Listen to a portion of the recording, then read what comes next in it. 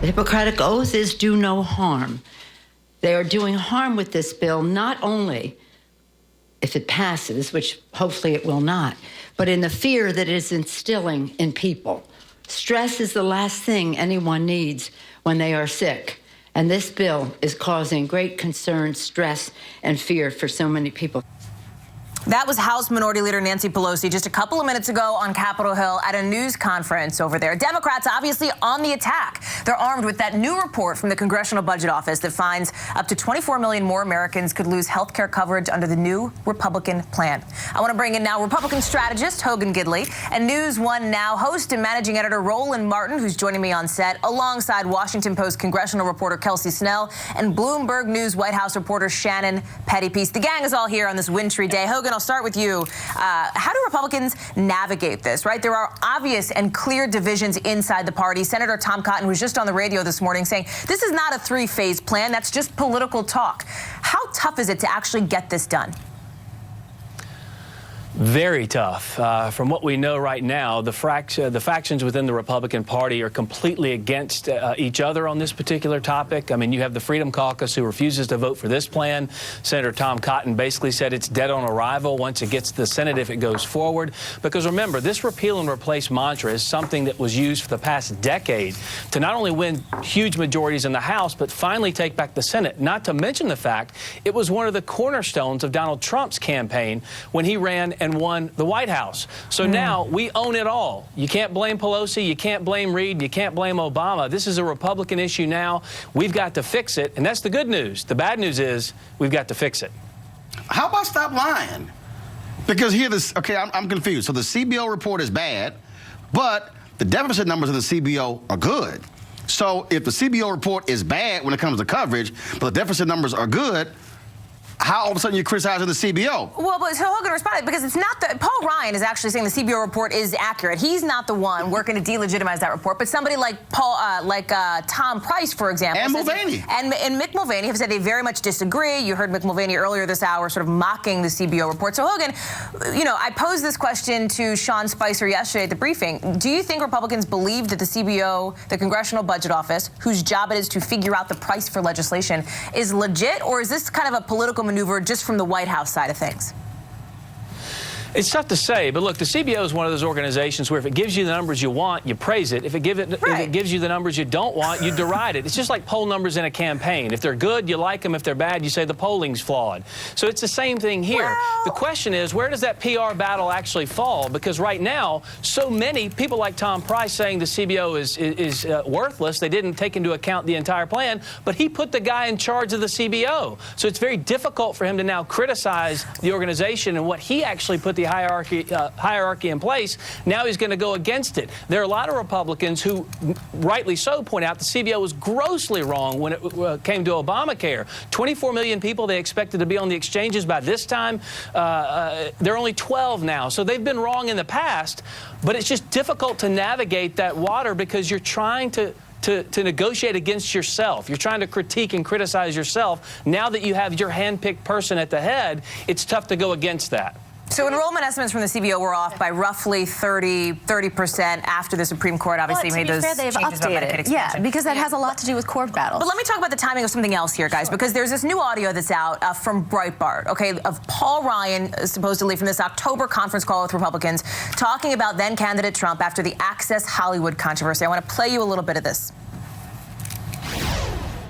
There are basically two things that I want to make really clear. I am not going to defend Donald Trump. Not now, not in the future. Look, you guys know I have real concerns with our nominee. So let's be clear here. NBC News has not verified the authenticity of this recording. And just remember that we kind of knew, we did know the reporting from sources who had listened to that call back at the time, the substance of the call, his comments were widely reported. Right. The president and Paul Ryan, they have never had a great relationship. It has always been tense. And they have two very different styles. And President Trump is the type of person, there's some people he connects with real well. They have a similar management style, similar way of communicating. You can see those people he brings into his inner circle. Paul Ryan is not one of of those people. Paul Ryan is methodical. He is more of a think tank type. President Trump, obviously, a shoot from the hip. He's, not a true fundamentalist conservative the way that Ryan is. And so I think that that's, on a lot of these issues, it's going to be a long 4 years if Paul Ryan is here from 4 years They share the from exact now. same thing. Both want power. Speaker Ryan, it will go along with anything because he wants power. Well, he didn't go along with that. Yeah, right? but here's the deal, though. He didn't go along with it as he was a nominee, but he knows he's a president, he's Speaker of the House. Now he can drive his agenda with Trump sitting there. They like power, period. I mean, but Ryan has spent a lot of time trying Trump to won identify Wisconsin. himself as the entire policy, he's a policy heart and soul of the Republican Party. That's how he sold himself for years. And so this conflict with Trump, if they continue to butt heads, I mean, it could really fundamentally change the way the party goes. And there is a group within the White House, Reince Priebus, who also has ties to Wisconsin, a number of RNC people within the White House who are going to be more in this Paul Ryan camp. Absolutely. I want to bring in Hogan here about this idea that the White House is giving themselves some wiggle room on that wiretapping claim from President Trump. So I want to play you a little exchange. This is not to be gratuitous because it's me asking Sean Spicer, the press secretary, this, but it was kind of a moment, and I want to play it for you, and then Hogan, get your response. Listen. Okay. You said when he meant wiretapping, Right. he said it, he meant surveillance. No, because he literally had it in quotes. So you're interpreting the tweet for us, it sounds like. No, in some cases I'll ask him what did the quotes mean, and he'll say. Did you ask him about this tweet? I did. What did he say? He said they were in quotes. It was referring to surveillance overall. It's something that had been referred to in other reports. So he cited other reports in his conversation with you? He did, yes. So that is Sean Spicer acknowledging that at least in part that presidential tweet from 10 days ago accusing President Obama of wiretapping Trump Tower, of having it wiretapped, was partly based on news reports. Hogan, what should we assume is in air quotes from the president and what is not? What do you make of that? Look, I can't get into those tweets. I don't understand the air quote conversation. I listened to you ask that question yesterday live in real time. What I really don't quite grasp in this whole deal is, let's be honest, most newscasts today, their producers use the New York Times to do their entire rundown. Their show's based around the front page. Well, I vehemently disagree with that as somebody who has a show that doesn't base its program on the New York Times, Hogan. You're one of the few exceptions, Hallie. Some of the shows that precede you use it and put it up all day long, showing the front page consistently. But that particular paper of record, the Gray Lady, pushed this particular narrative that there were surveillances to Trump Tower, citing 2 FISA requests for surveillance. So the question, to dismiss this out of hand, I'm not saying he did or didn't do it. I'm not saying Trump is right or wrong. I'm saying to dismiss this as being folly and ridiculous when it was reported widely throughout this country via the New York Times and the BBC is a little bit disingenuous, because clearly something went down. The reporter had a source. So why are we having this conversation about that?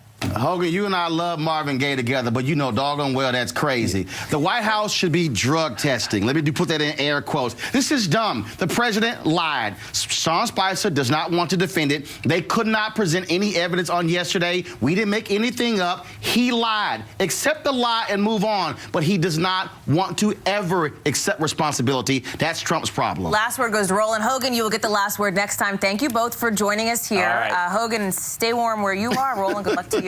Kelsey, Shannon, really appreciate you guys being here with us.